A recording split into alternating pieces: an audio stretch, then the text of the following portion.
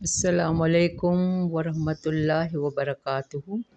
رب اشرح لی صدری ویسر لی امری واحلل عقدۃ من لسانی یفقہوا قولی رب زدنی علما۔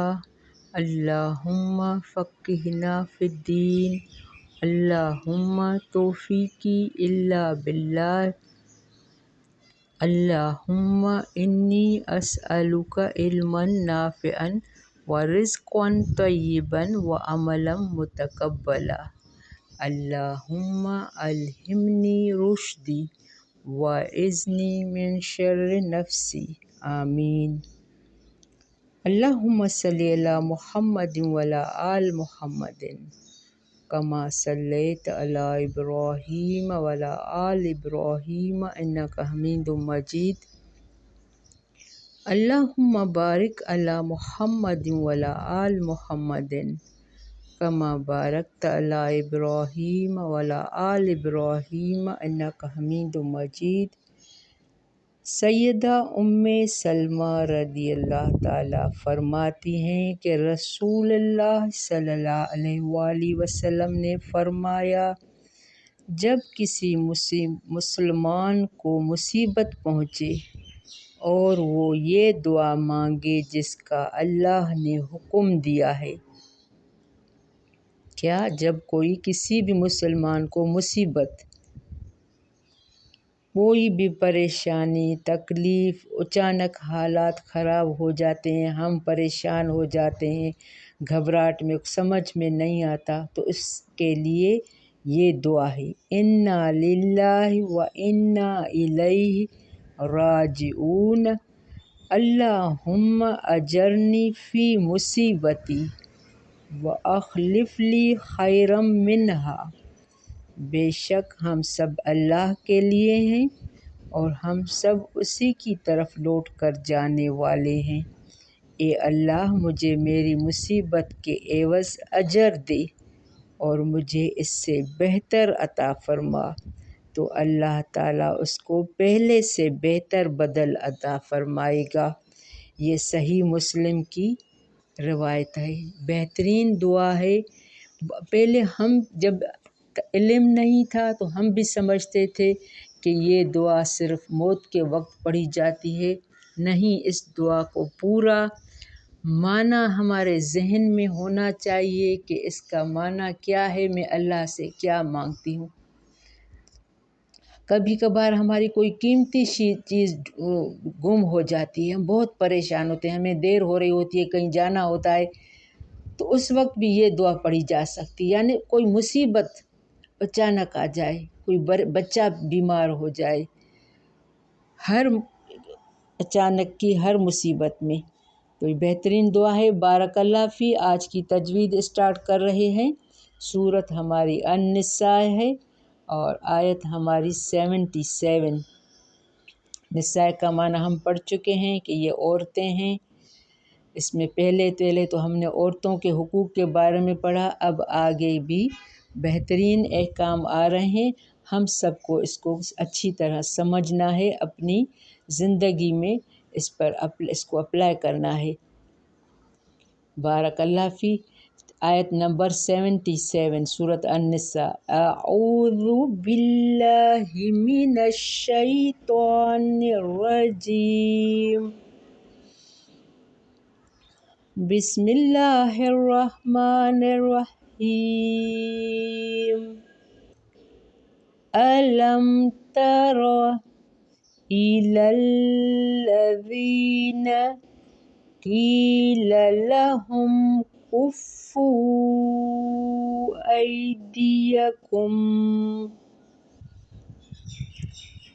أَيْدِيَكُمْ وَأَقِيمُوا الصَّلَاةَ وَآتُوا الزَّكَاةَ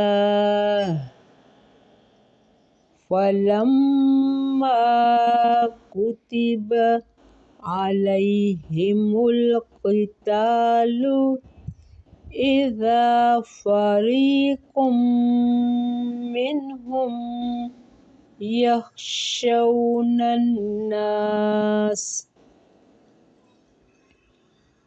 الناس كخشية الله أو أشد خشية. اسٹاپ کی صورت میں تا کو ہا کہیں گے، خشیہ. وَقَالُوا رَبَّنَا لِمَ كَتَبْتَ عَلَيْنَا الْقِتَالَ لَوْلَا أَخَّرْتَنَا إِلَى أَجَلٍ قَرِيبٍ قُلْ مَتَاعُ الدُّنْيَا قَلِيلٌ وَالْآخِرَةُ خَيْرٌ لِمَنِ اتَّقَى وَلَا تُظْلَمُونَ فَتِيلًا أَيْنَمَا تَكُونُوا يُدْرِككُّمُ الْمَوْتُ وَلَوْ كُنْتُمْ فِي بُرُوجٍ مُشَيَّدَةٍ وَإِنْ تُصِبْهُمْ حَسَنَةٌ يَقُولُوا هَذِهِ مِنْ عِنْدِ اللَّهِ وَإِنْ تُصِبْهُمْ سَيِّئَةٌ يَقُولُوا هَذِهِ مِنْ عِنْدِكَ قُلْ كُلٌّ مِّنْ عِنْدِ اللَّهِ. یہاں اخفا نہیں ہوگا، عین حروف حلق کی ہے، من عند اللہ. فَمَا لِهَٰؤُلَاءِ الْقَوْمِ لَا يَكَادُونَ يَفْقَهُونَ حَدِيثًا. مَا أَصَابَكَ مِنْ حَسَنَةٍ فَمِنَ اللَّهِ وَمَا أَصَابَكَ مِنْ سَيِّئَةٍ فَمِنْ نَفْسِكَ وَأَرْسَلْنَاكَ لِلنَّاسِ رَسُولًا وَكَفَى بِاللَّهِ شَهِيدًا.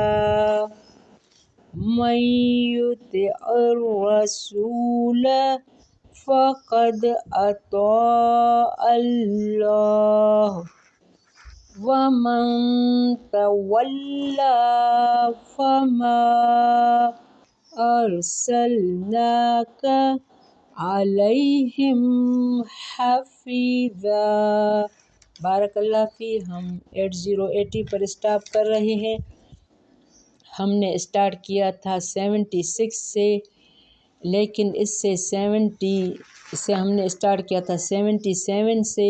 اس سے پہلے ہم نے دعا پڑھی تھی کہ وہ جو کمزور لوگ تھے 76 میں، ربنا اخرجنا من هذه القرية الظالم اهلها، اے ہمارے رب نکال ہمیں اس بستی سے، کون سی؟ مکے سے، جن کے رہنے والے ظالم ہیں. تو اللہ نے ان کی دعا قبول کی تھی، تو اب ان کو وہاں بستی سے نکالنے کے لیے اللہ نے ان پر جہاد کرنا فرض کیا تھا. آگے ہم پڑھ رہے ہیں، الم تر الی الذین، کیا نہیں آپ نے دیکھا، الی الذین، طرف ان کے، قیل لہم کفو، کہا گیا جنہیں روکے رکھو، کفو روکے رکھو، ایدیکم اپنے ہاتھوں کو. کیوں روکے رکھو اپنے ہاتھوں کو؟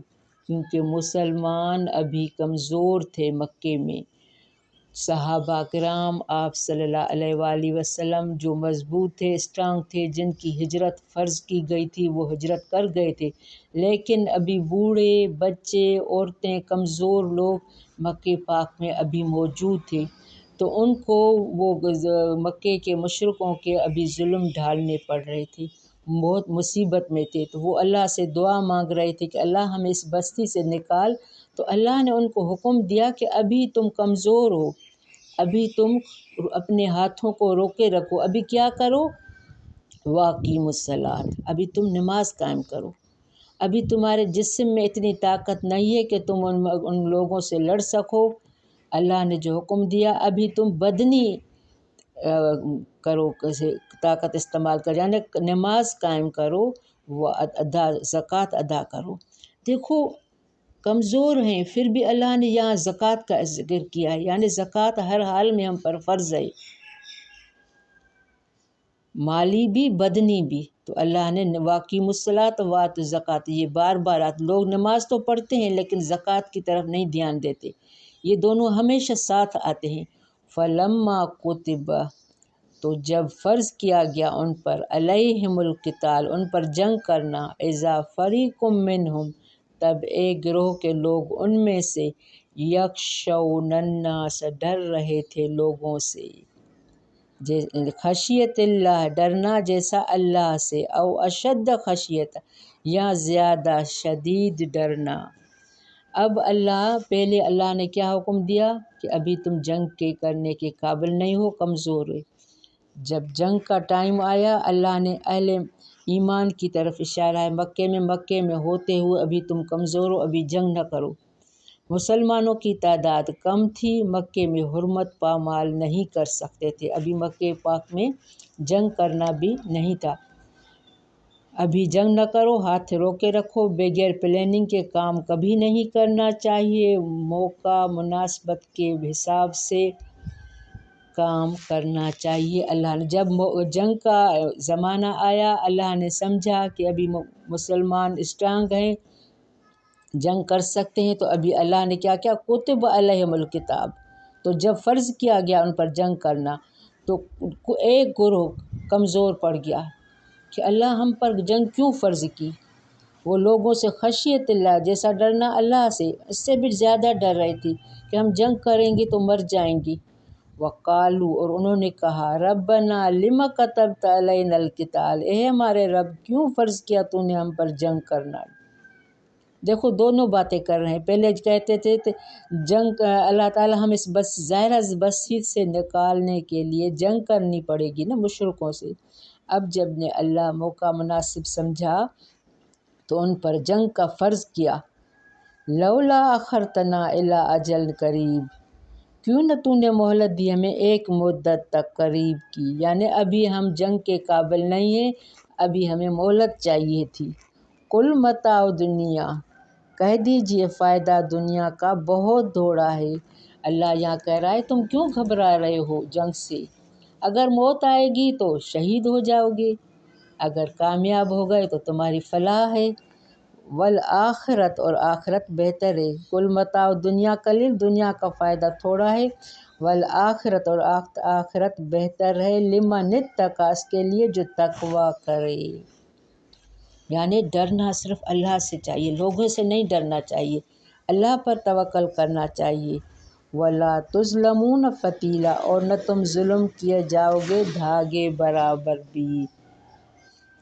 ایسے کمزور مسلمانوں کو سمجھانے کے لیے کہا جا رہا ہے کہ ایک تو یہ دنیا فانی ہے، اس کا فائدہ عارضی ہے، جس کے لیے تم مجھ سے مہلت مانگ رہے ہو، اس کے مقابلے میں آخرت بہت بہتر ہے، جس کی اطاعت الہی کے صلے میں تم سزاوار ہوگے۔ اگر تم نے جنگ نہیں کی تو تم سزاوار ہوگے۔ دوسرے یہ کہ جہاد کرو یا نہ کرو، موت تو اپنے وقت پر آ کر رہے گی، چاہے تم مضبوط قلعوں میں بند ہو کر بیٹھ جاؤ، پھر جہاد گریز کرنے کا کیا فائدہ۔ تو آگے یہ بھی آیت آ رہی ہے، اللہ یہاں کہہ رہا ہے تم جہاں بھی ہوگے، اینما تکونوا یدرککم الموت، جہاں کہیں تم ہوگے پالے گی تمہیں موت۔ ولو کنتم، اگرچہ تم ہو بروج مشیدہ، قلعوں میں مضبوط۔ یہ ہم سب کو ہے کہ موت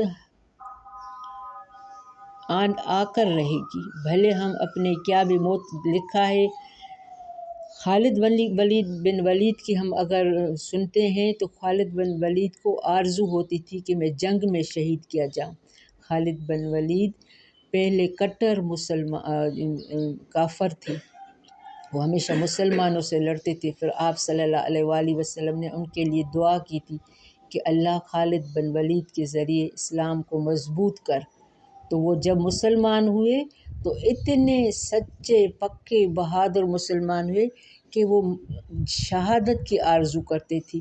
خالد بن ولید نے بہت سے جنگوں میں حصہ لیا۔ وہ میرے جسم کے ہر حصے میں تیر اور نیزے لگے ہوئے ہیں، مجھے شہادت نصیب نہیں ہوئی، مجھے موت آئی تو اپنے بستر پر۔ تو ہمیں ہمیشہ شہادت کی آرزو بھی کرنی چاہیے، اور اسلام میں جب ہم داخل ہوں تو پورے کا پورے داخل ہونا، سمینا و طاعنا، جو حکم ملے اس میں قال و قیل نہیں کرنا۔ وَإِن تُصِبْهُمْ، اگر پہنچی ہے انہیں کوئی بھلائی، یہ منافقین کی بات ہو رہی ہے، اگر انہیں کوئی بھلائی پہنچتی ہے تو یقولون ھذہ من عند اللہ، وہ کہتے ہیں یہ اللہ کی طرف سے ہے۔ وَإِن تُصِبْهُمْ، اگر پہنچتی ہے انہیں کوئی برائی، وہ کہتے ہیں یہ آپ کی طرف سے ہے۔ کس کو؟ اللہ، نبی کریم صلی اللہ علیہ وآلہ وسلم کے لیے کہتے تھے کہ ہم، یہ منافقین کہتے تھے پہلے ہمارا حال اچھا تھا، جب سے ایمان لائے ہیں نبی کریم صلی اللہ علیہ وآلہ وسلم پر ہم نے بیعت کی ہے تو ہمارا حال برا ہو گیا ہے۔ تو اللہ تعالیٰ کہتے ہیں ایسا نہیں ہے، کوئی بھی مصیبت آتی ہے تو یہ آگے آ رہا ہے، کل من عند اللہ، کہہ دیجئے سب کچھ اللہ کی طرف سے ہے، اللہ کی مرضی کے بغیر پتہ بھی نہیں ہے لکھتا۔ فما لہؤلاء، تو کیا ہے واسطے اس قوم کے، لا یکادون یفقہون حدیثا، نہیں وہ قریب ہوتے کہ وہ سمجھیں بات کو۔ کون سی بات؟ دین کی بات، یعنی اللہ کی بات میں، اللہ کی جو حکم میں بہت مصلحت ہوتی ہے۔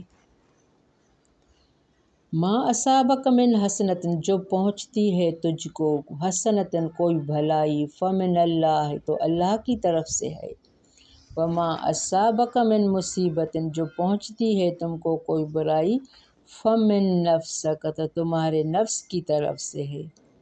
یہ آپ صلی اللہ علیہ وآلہ وسلم کی طرف سے نہیں ہے، تمہارے اپنے نفس کی طرف سے ہے۔ وَأَرْسَلْنَاكَ لِلنَّاسِ رَسُولًا، اور بھیجا ہم نے آپ کو لوگوں کے لیے رسول بنا کر۔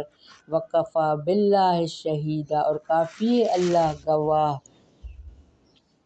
یعنی اس کے فضل و کرم سے ہے، یعنی کسی نیکی کی اطاعت کا صلہ نہیں ہے، کیونکہ نیکی کی توفیق بھی دینے والا اللہ تعالیٰ ہے۔ علاوہ ازیں اس کی نعمتیں اتنی ہیں کہ ایک